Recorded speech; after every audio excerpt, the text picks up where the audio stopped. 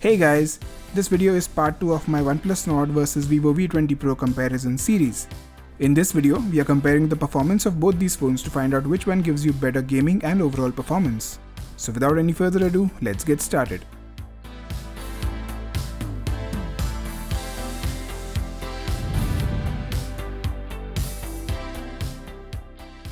Starting with the internal specs, both are pretty much identical in this aspect.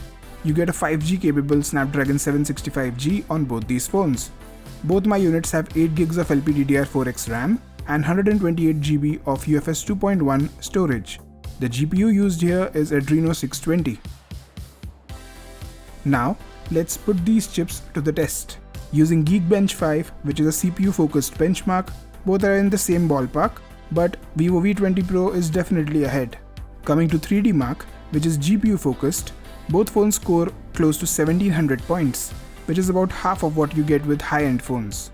With N228, which covers all aspects, you get a score upwards of 3,20,000 on both these phones, which is good.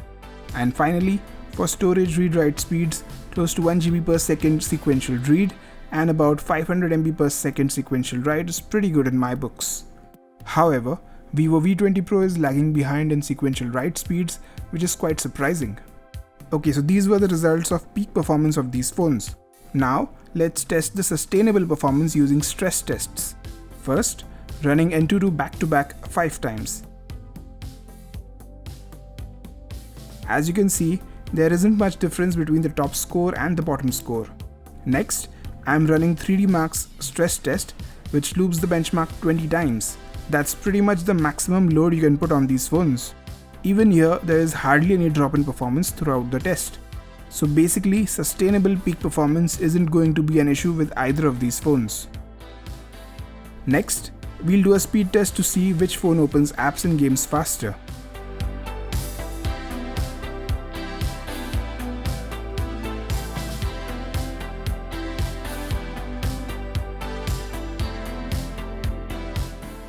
Okay, so here the Vivo V20 Pro won by 2 seconds, which is not a big margin but still impressive.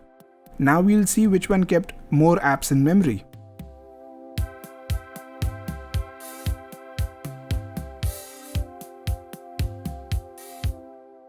Okay, so both phones kept more or less every app in memory. Even here, Vivo V20 Pro was slightly faster.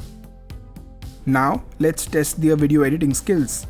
I'm using Adobe Premiere Clip for this test. This is a 15-second clip recorded at 4K 60fps. Here we are slowing it down to 50% and exporting at Full HD resolution.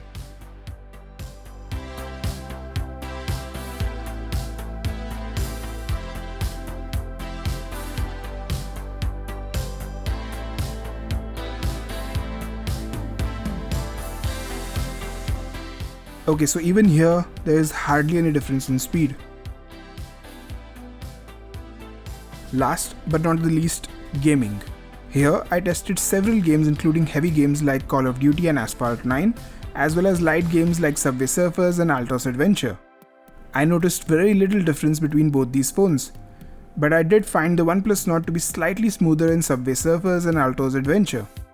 I am not sure whether it's running these games at close to 90 FPS, but it's definitely smoother. Also, I found the Nord slightly more responsive, most probably thanks to its higher touch sampling rate of 180Hz. But the difference is very small. So to conclude, the overall performance of both these phones is nearly identical, with a slight edge to the Vivo V20 Pro in day-to-day app opening speeds. But thanks to a smoother and more responsive display, OnePlus Nord does feel slightly faster, at least in gaming. So as far as I'm concerned, this is pretty much a tie. But if you are a gamer, OnePlus Nord gets a slight edge. Alright, that's it for the video. Hope you enjoyed it and found it helpful. Please like, comment, share and subscribe to my channel down below. Thanks for watching.